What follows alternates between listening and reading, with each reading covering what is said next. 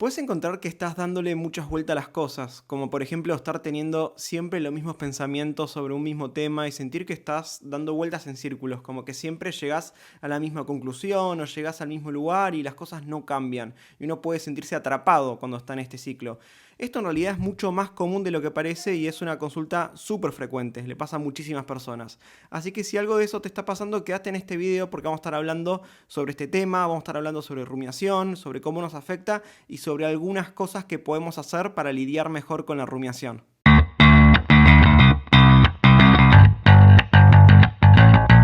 Entonces, lo que vamos a hacer primero es hablar un poco sobre qué es lo que está pasando o a qué nos referimos cuando hablamos de rumiación para que quede un poco más claro. Después vamos a hablar un poco de cómo podemos lidiar con la rumiación. Para esto vamos a explicar un poco algunas cuestiones sobre cómo funciona nuestra mente, que por ahí podemos desconocer, y a partir de entender cómo funciona la rumiación y cómo funcionan algunas características de nuestra mente, vamos a hablar sobre algunas estrategias que suelen ser de utilidad para muchas personas. Lo primero que queremos decir, como siempre decimos en todos los videos, es que si alguno está pasando por alguna cuestión relacionada con salud mental, con depresión, con ansiedad, lo que recomendamos es en realidad consultar con un terapeuta para poder empezar un proceso de psicoterapia. Cuando hablamos sobre estar sobrepensando las cosas, hay una primera distinción muy rápida que podemos hacer, que es básicamente dividir en dos categorías: estar sobrepensando sobre cosas que todavía no pasaron y van a pasar en el futuro, o por ahí estar sobrepensando sobre cosas que ya pasaron en el pasado, ¿sí? En este video vamos a hablar sobre rumiación, que la rumiación por lo general se tiende más a este segundo tipo de pensamiento, que es pensar sobre eventos que ya ocurrieron en el pasado, ¿sí? Y cuando hablamos sobre sobrepensar las cosas, muchas veces se llama rumiación porque es parecido a la manera de alimentarse que tienen las vacas, ¿no? Que comen pasto y lo vuelven a regurgitar para volver a masticarlo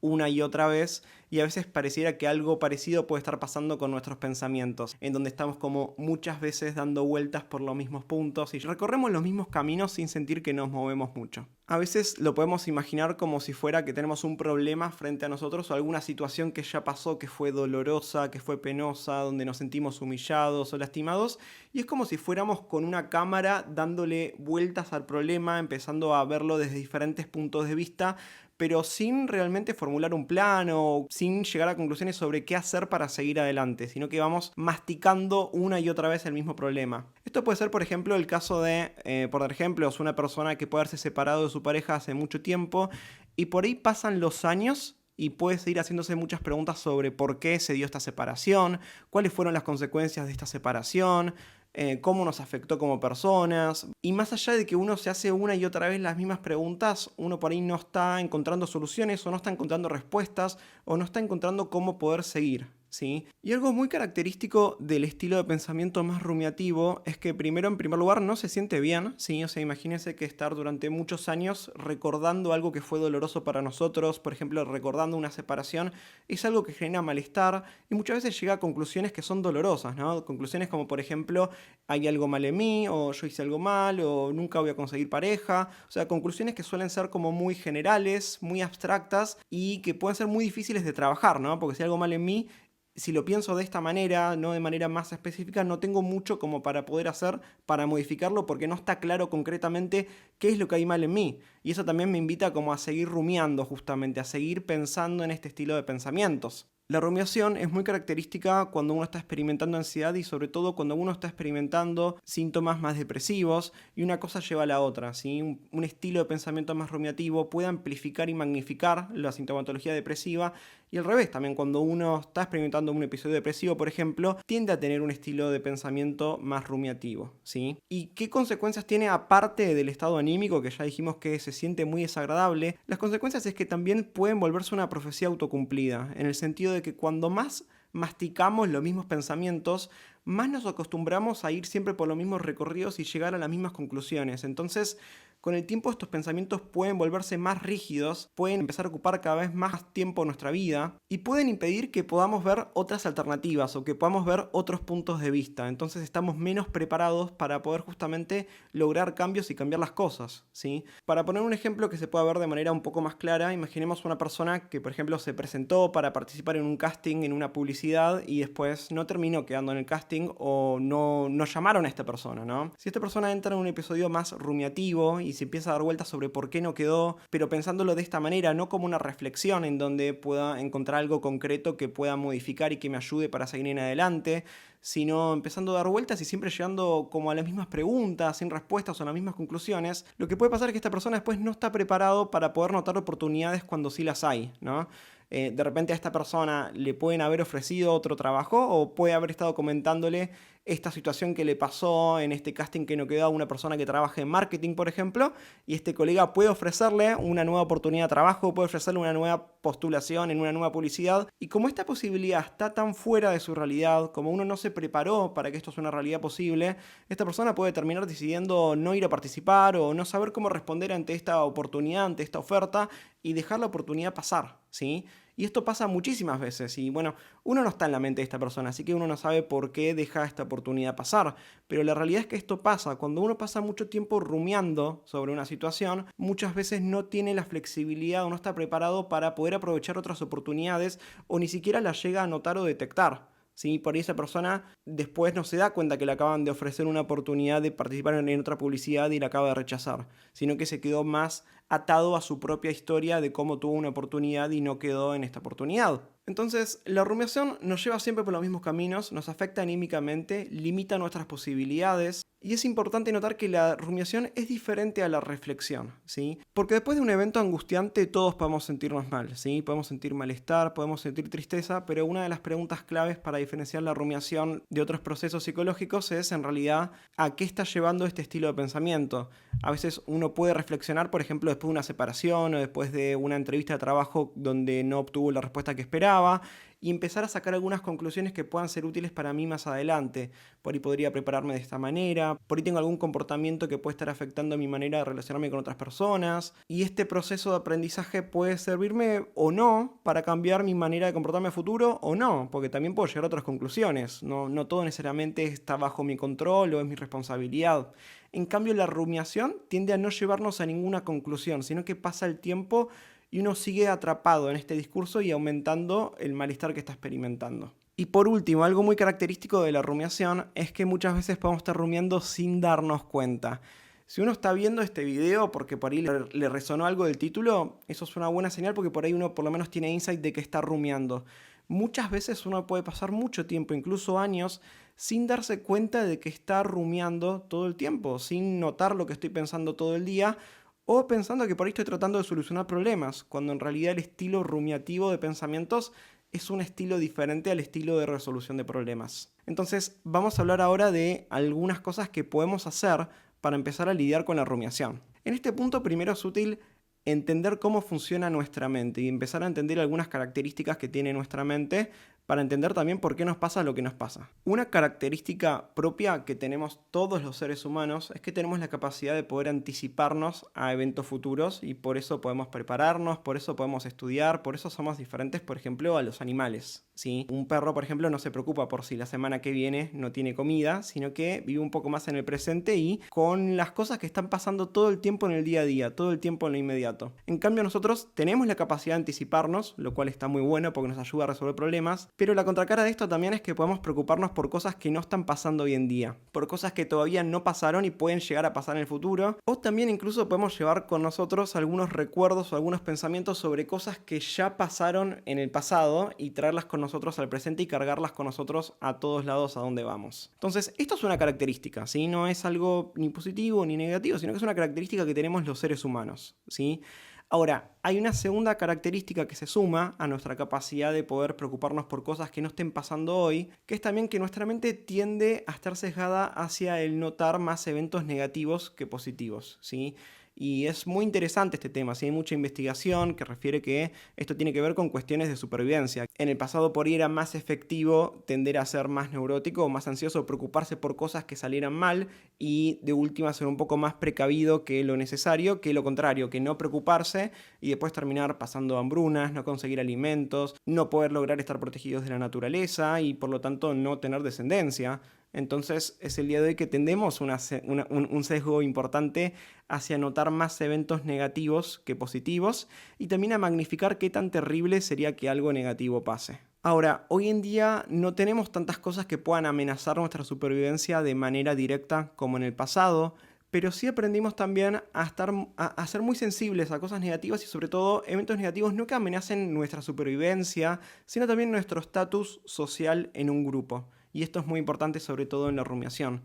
Esto tiene sentido también por cuestiones evolutivas porque quedar fuera de un grupo podía significar menor acceso a recursos, a protección ante cualquier dificultad. Entonces, por lo general los seres humanos prestamos mucha atención a cómo somos percibidos por los demás y nos interesa ser evaluados positivamente por nuestro grupo. Y junto a este sesgo negativo, solemos ser muy sensibles a cómo otras personas nos vean y la evaluación que tengan de nosotros. Hasta acá son algunas características que solemos tener.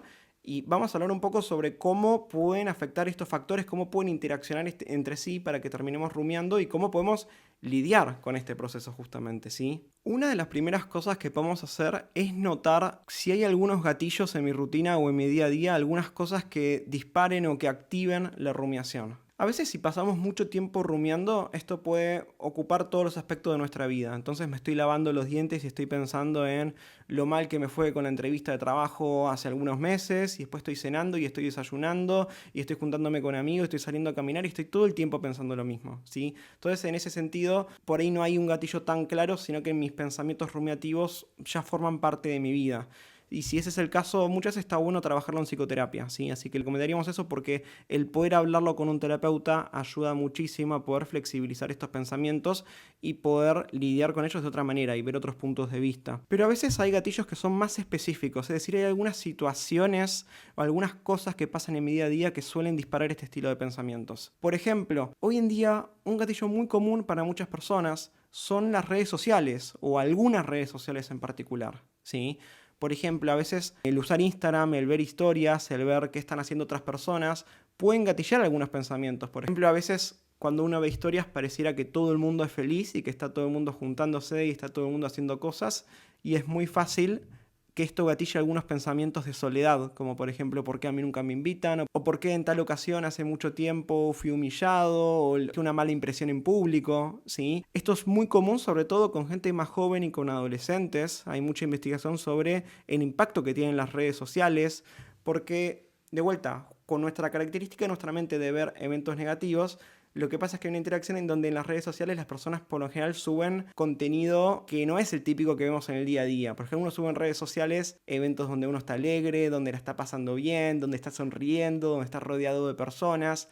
Entonces estas dos cosas se potencian y pareciera que todo el mundo es feliz menos nosotros. Entonces si tenemos alguna tendencia rumiativa, esto muchas veces es un gatillo común, ¿sí? Para empezar a tener estos pensamientos. O por ejemplo, bueno, Twitter también es un gatillo muy común, la verdad. Sí, hay veces que uno lee muchas cosas que generan mucho enojo en Twitter o muchas opiniones diferentes. El trabajo es individual, o sea, cada persona puede tener sus propios gatillos. A veces puede ser estar en el trabajo y tener alguna charla con algún compañero o escuchar sobre el estilo de vida de alguna persona en el trabajo o en mi grupo de amigos. Puede disparar este tipo de pensamientos. Y la idea de poder identificar los gatillos primero es poder anticiparme, es decir, puedo prepararme si yo sé que esto suele activar mis pensamientos para ver, digamos, para ir un poco más preparado y empezar a ver si quiero como ponerme un escudo en algún sentido antes de entrar en estas situaciones, sabiendo que suele disparar mi pensamiento y cómo quiero lidiar con estos pensamientos, si quiero hacer algunas técnicas de distracción o, por ejemplo, si quiero directamente eliminar estos gatillos, si puedo hacer un poco de limpieza o higiene digital.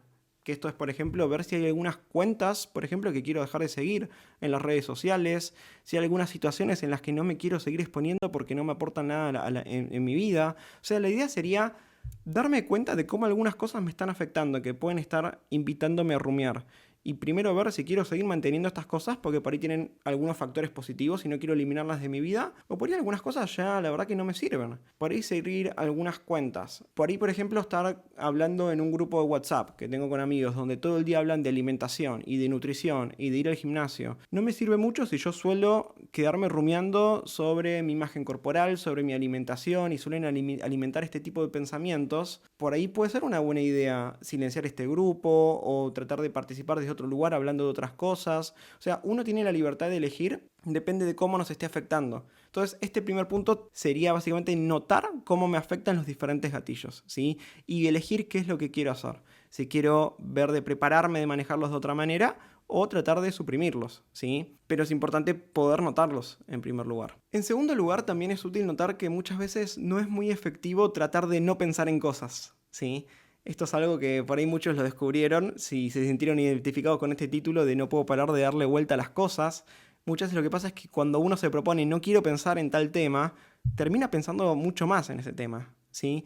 Y esto es por un tema atencional, ¿sí? Si nosotros no queremos pensar en algo, tenemos que estar chequeando si estamos pensando en ese algo o no. Y al estar chequeando si lo estamos pensando, ¿sí? Hay un ejercicio muy conocido que es el del elefante rosa, que si uno intenta, por ejemplo, no pensar en un elefante rosa, es muy probable que en cuanto uno lo intente, lo primero que se le venga a la mente sea un elefante rosa, o las letras elefante rosa, o algo que nos recuerde un elefante rosa. Porque por lo general no nos sirve tanto no pensar en cosas. Esto es importante notarlo porque es una estrategia que si no nos funciona, lo único que quiere decir es que somos humanos, ¿sí? Porque no suele ser una estrategia muy efectiva la supresión de pensamientos, ¿sí? Así que podemos probar otras de las alternativas que vamos a ver en este video. Y en tercer lugar, también es importante notar si estamos cayendo en la trampa de creer que pensar sobre alguno de estos eventos es estar solucionando el problema, ¿sí? Porque a veces uno escucha que evitar no está bueno o que evitar no es efectivo, así que no tengo que evitar las cosas, no tengo que evitar los problemas y eso significa estar rumiando todo el día. El tema es que en realidad estar pensando mucho sobre algo no significa estar resolviendo el problema, ¿sí? Por eso decíamos al principio que la rumiación es diferente a un estilo de resolución de problemas, es diferente cualitativamente en la manera de pensar sobre las cosas, ¿sí? A veces está como la trampa de pensamiento en donde parece que si yo paso mucho tiempo pensando sobre algo, entonces voy a llegar a una mejor conclusión o voy a llegar a una solución que va a ser mucho más efectiva y que me va a servir entonces para algo, me va a servir para resolver el problema. La realidad, podemos chequearlo en nuestra propia vida a ver si sentimos que esto es así o no, pero muchas veces lo que pasa es que por más tiempo que pasemos pensando en algo, es muy importante el estilo de pensamiento que estamos teniendo. Si estamos teniendo un estilo más rumiativo, que como decíamos tiene que ver más con darle vueltas a las cosas, con preguntarlo sobre el por qué y no tanto con encontrar planes de acción o tomar decisiones sobre cómo seguir, por más tiempo que pasemos pensando muchas veces no vamos a encontrar más soluciones, sino que por ahí está todo lo contrario. Por ahí empecemos a ser menos creativos, nuestros pensamientos cada vez se afiancen más y volvamos a caer siempre en las mismas conclusiones. Entonces, es importante empezar a cuestionarnos esta creencia de que pensar más en un tema es mejor. Después, si les interesa, podemos hacer un video sobre este tema, en realidad, de las diferencias entre la rumiación y otros estilos de pensamiento, como el estilo resolutivo de problemas, porque esa en realidad es una técnica súper efectiva, empezar a practicar la resolución de problemas, empezar a pensar o a practicar otros estilos de pensamiento. Así que nos los pueden dejar saber en los comentarios si eso les interesa. También aprovecho para pedirles que si les está gustando este video, si les están encontrando algo de utilidad, póngale me gusta y suscríbanse a nuestro canal, ¿sí? Para poder seguir difundiendo información. Entonces, hasta ahora hablamos de notar los gatillos, hablamos de notar la inutilidad de tratar de suprimir pensamientos y hablamos de notar la trampa de creer que pensar más en algo es mejor, ¿sí? Vamos a hablar sobre algunas estrategias que podemos hacer para así lidiar con la rumiación. En primer lugar, es importante notar el rol de normalizar y de empezar a aceptar el tener algunos pensamientos, ¿sí? Porque algo que pasa muchas veces es que cuando uno pasó mucho tiempo rumiando, a veces empieza a darse cuenta que esto se llama rumiación y empieza a leer del tema y empieza a darse cuenta que, bueno, me gustaría cambiar este estilo de pensamiento y se propone como objetivo, yo no quiero tener ni un solo pensamiento de este estilo, o yo no quiero sentir más tristeza, no quiero sentir más ansiedad. Y muchas veces esto tiene un efecto parecido a lo que hablábamos de supresión de pensamientos. Si yo no quiero sentir algo, muchas veces no solamente no puedo suprimirlos, sino que encima cuando aparecen se vuelven más terribles todavía. Porque empiezo a rumiar sobre la propia rumiación. Empiezo a preguntarme, pero ¿por qué sigo pensando en esto si estoy tratando de no hacerlo? Entonces, la idea es empezar a notar que en realidad estas son experiencias humanas, ¿sí? La ansiedad y la tristeza son emociones válidas que todos podemos sentir y sentirlas en una medida adecuada no necesariamente es algo malo, ¿sí? O sea, no es algo patológico, no es algo que haya que eliminar y erradicar, ¿sí? Cuando hablamos de lidiar con la rumiación, como objetivo nos proponemos el poder regular la experiencia emocional para que no afecte cada segundo de mi día, todo el día y que no esté viviendo en un infierno básicamente, ¿sí? Pero es importante empezar a entender que algunos pensamientos intrusivos podemos tener durante el día, algunos pensamientos automáticos sobre algún tema que venimos rumiando hace mucho tiempo, Y eso no quiere decir que estemos haciendo algo mal, ¿sí? No significa algo malo sobre nosotros. En realidad, si tenemos la oportunidad de poder hablar con otras personas, eso puede estar muy bueno para darnos cuenta que no somos los únicos que experimentamos ansiedad o tristeza o tenemos pensamientos sobre el pasado, pensamientos más tristes. El tema es que por ejemplo no solemos hablar estas cosas mucho con otras personas. Entonces pareciera que soy la única persona que tiene pensamientos negativos. Y ya de entrada me propongo un objetivo que es inalcanzable, que es quiero sentirme bien para siempre, ¿sí? Nunca más sentir tristeza. A veces, aceptando un poco la experiencia de estos eventos internos, nos puede dar un poco más de flexibilidad para poder elegir cómo quiero lidiar con esto, ¿sí? Así que el primer paso sería por ahí empezar a ver si puedo hablar con otras personas para normalizar un poco el que cada tanto se crucen algunos pensamientos y también entender que la aceptación no significa resignarse, ¿eh?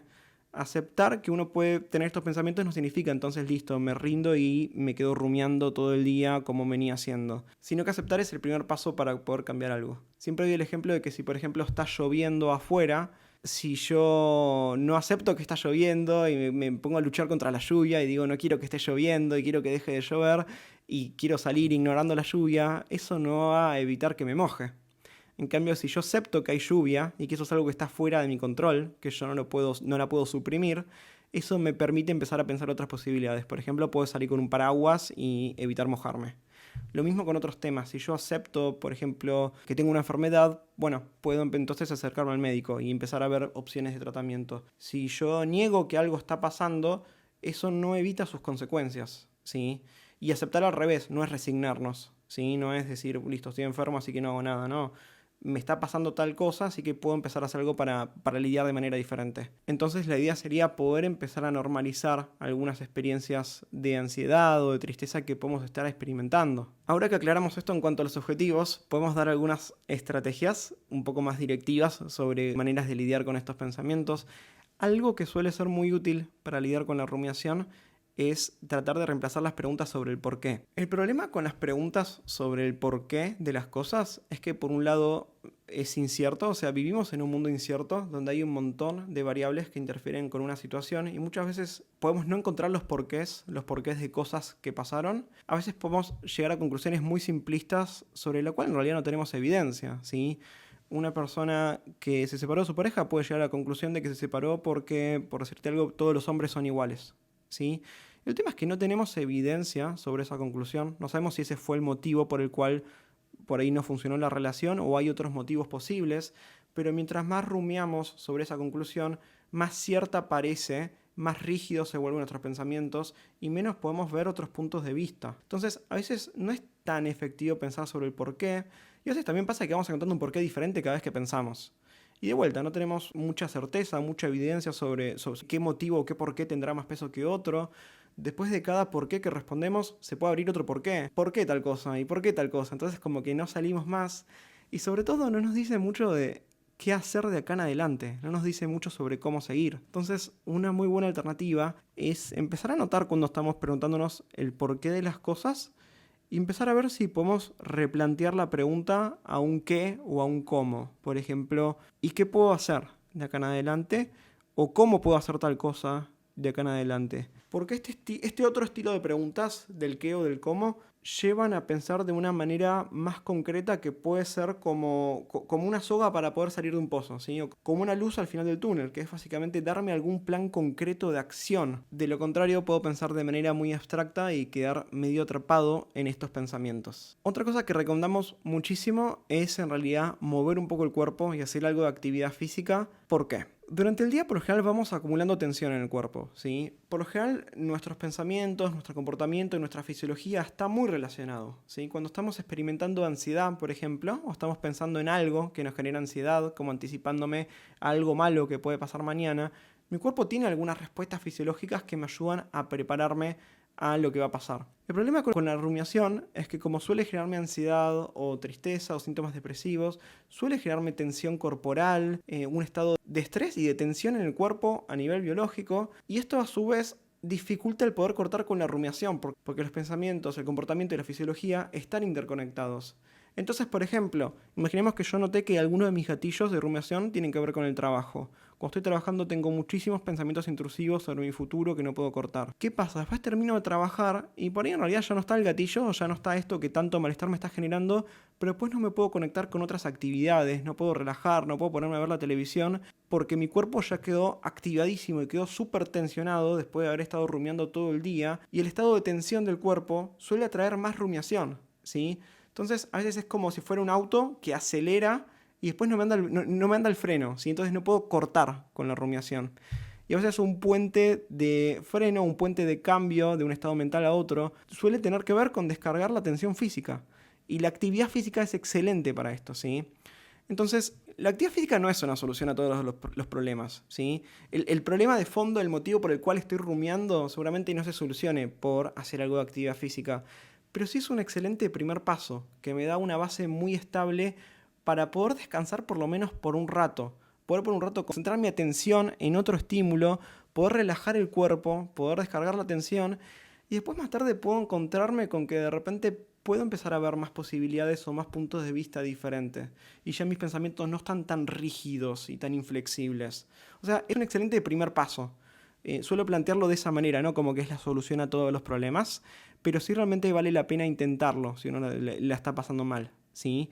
Y esto nos lleva al siguiente punto, que es en realidad el mindfulness, ¿sí? Cuando podemos focalizar nuestra atención en otro estímulo, podemos escapar un rato de la rumiación y empezar a reconectarnos con otras maneras de pensar que no tengan que ver con estilos rumiativos, ¿sí? El mindfulness tiene que ver con esto, con prestar atención en el momento presente y conectarme con cosas, por lo general con experiencias de los 5 sentidos que ayuden a distraerme por un rato, ¿sí? Y distraerme no es lo mismo que evitar, ya lo hablamos en otros videos, ¿sí? Pero por ejemplo, a veces uno puede estar rumiando todo el día y de repente va a tomar una clase de spinning y el efecto de estar trabajando el cuerpo, concentrándome en la música, notando el ritmo de la clase y siguiendo el ritmo, mirando algo diferente a las mismas 4 paredes que estoy viendo todo el día, puede tener un efecto enorme como para poder conectarme por un rato con el momento presente y conectarme con otras maneras de ser, con otras maneras de estar en el mundo y con otras maneras de pensar diferentes a la rumiación a la cual estoy tan acostumbrado que ya por ahí hasta me olvidé cómo se siente estar diferente. Y mindfulness no tiene que ver necesariamente con sentarse a meditar, sino que una de las mejores maneras de practicar el contacto con el momento presente tiene que ver con conectarse con cualquier actividad que involucre los 5 sentidos. Por ejemplo,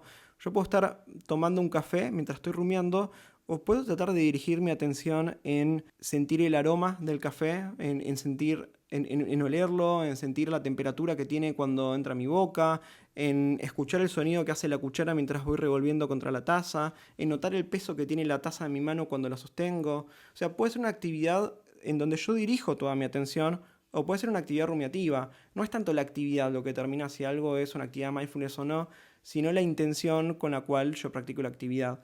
Y sí hay algunas actividades que son más sencillas de llevarme a un modo más conectado con el presente que otras, ¿sí? Por ejemplo, a algunas personas, por ejemplo, les puede gustar mucho limpiar para poder concentrarse con la actividad de limpieza y poder distraerse por un rato. Sin embargo, otras personas, por ejemplo, pueden estar limpiando de manera automática. Entonces, por ahí limpiaron toda la casa sin darse cuenta mientras estuvieron todo el tiempo rumiando y pensando en otras cosas. Entonces, a veces una buena manera de practicar mindfulness puede ser tratar de elegir alguna actividad que nos desafíe un poco y que nos estimule sobre todo a través de los 5 sentidos, ¿sí? Otra estrategia que podemos usar por lo general es tratar de escribir estos pensamientos rumiativos en una hoja de papel, porque por lo general cuando pensamos solemos no pensar tanto de manera estructurada como oraciones, sino que a veces tenemos más ideas, no tanto en palabras, sino como ideas generales que irrumpen en mi mente, o imágenes, o pueden ser un poco más caóticos y circulares los pensamientos.